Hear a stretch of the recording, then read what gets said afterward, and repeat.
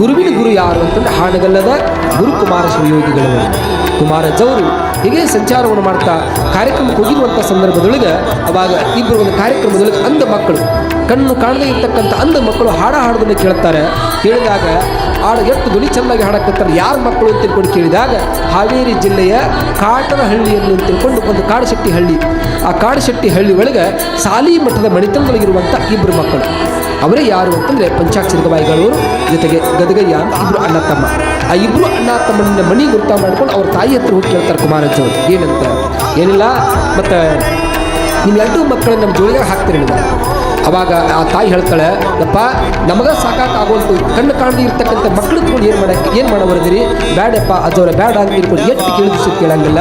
ಕುಮಾರಜ್ಜವ್ರು ಅಂತಾರೆ, ಇಲ್ವಾ ಅವನಿಗೆ ಕಣ್ಣು ಮ್ಯಾಲಿನಲ್ಲೇ ಕಾಣುವಂಥ ಕಣ್ಣು ಇರ್ದಿದ್ರೂ ಪರವಾಗಿಲ್ಲ, ಆದ್ರೆ ಒಳಗಡೆ ಇರ್ತಕ್ಕಂಥ ಅಂತರಂಗದ ಕಣ್ಣು ಐತಲ್ಲ, ಮುಂದೊಂದು ದಿವಸ ಇಂಥ ಎಷ್ಟೋ ಅಂಧ ಅನಾಥ ತಂದೆ ತಾಯಿಗೆ ಬೇಡವಾಗಿರ್ತಕ್ಕಂಥ ಮಕ್ಕಳನ್ನು ಬೆಳೆಸುವಂಥ ಕಾರ್ಯವನ್ನು ಈ ಇಬ್ಬರು ಮಕ್ಕಳು ಮಾಡ್ತಾರವ, ಅದಕ್ಕೆ ಈ ಜೋಳಿಗೆ ಹಾಕಿಬಿಡಿ ಮಕ್ಕಳನ್ನ ಅಂತ ತಿಳ್ಕೊಂಡು ಕುಮಾರಜ್ಜವರು ಆ ಮಕ್ಕಳನ್ನು ಕರ್ಕೊಂಡು ಬಂದು ಶಿವಯೋಗ ಬಂಧುಗಳು ಇಟ್ಟುಕೊಂಡು ಅಭ್ಯಾಸವನ್ನು ಮಾಡಿಸ್ತಾರೆ.